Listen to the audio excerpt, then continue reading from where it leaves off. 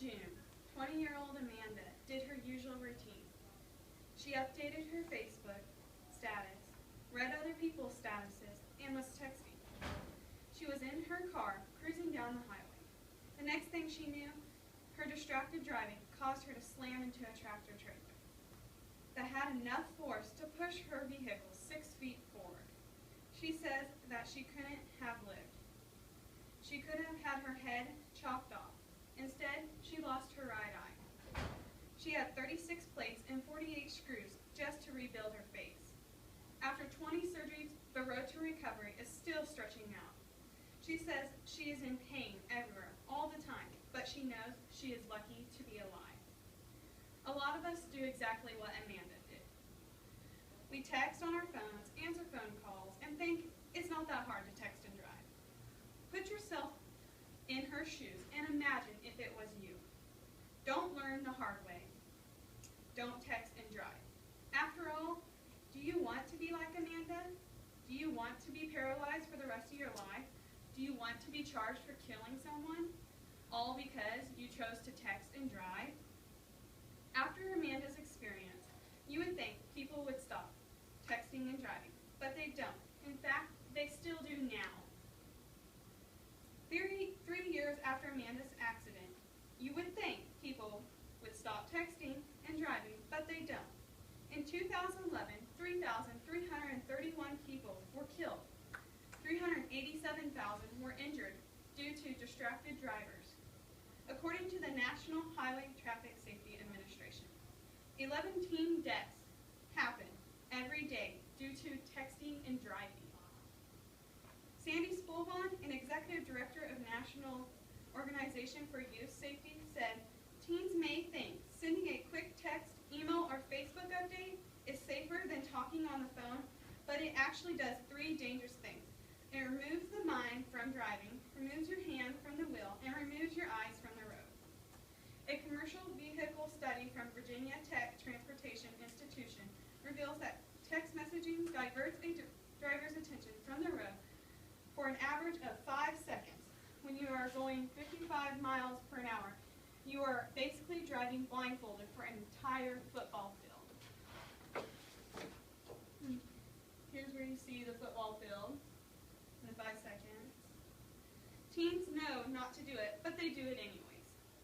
AT&T survey they did in 2012 revealed that 97% of 15 to 19-year-olds understand the danger, but 43% do it anyways.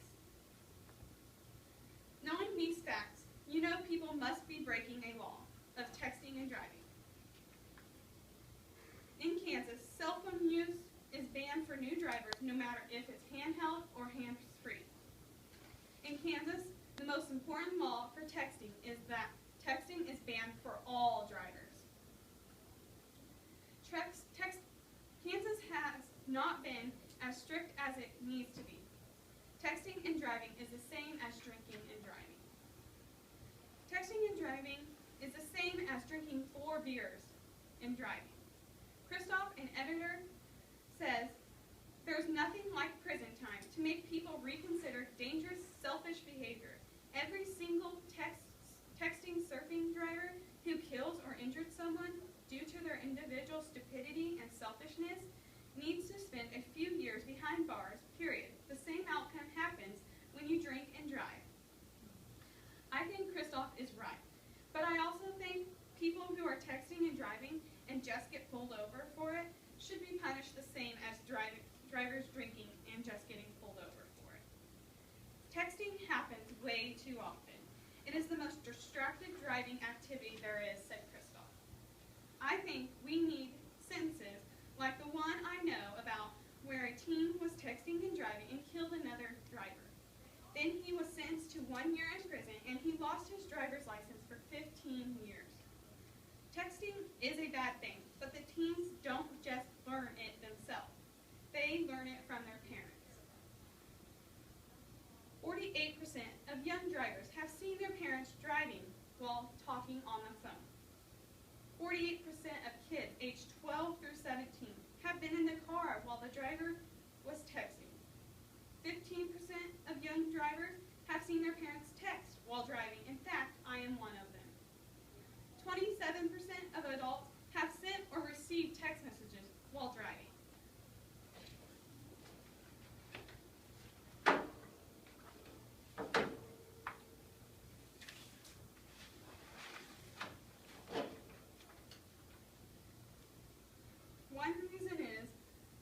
think reading and texting is safer than composing and sending one.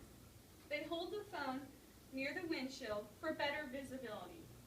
They increase following distance. They text only at stop signs or red lights. The reason why we do this is because we think it's okay, but in reality, it causes many crashes daily.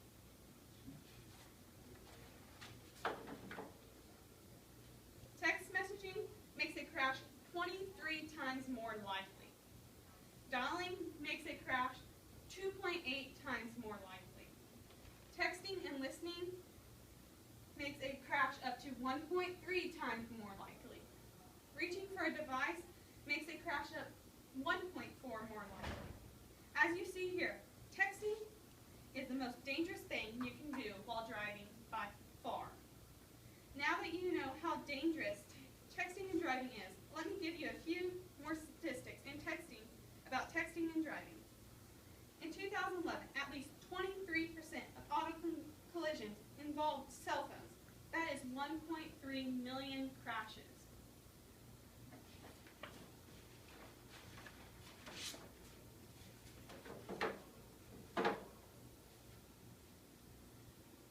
The minimal amount of time your attention is taken away from the road when you're texting and driving is 5 seconds. If you're traveling at 55 miles an hour, this equals driving the length of a football field without looking at the road.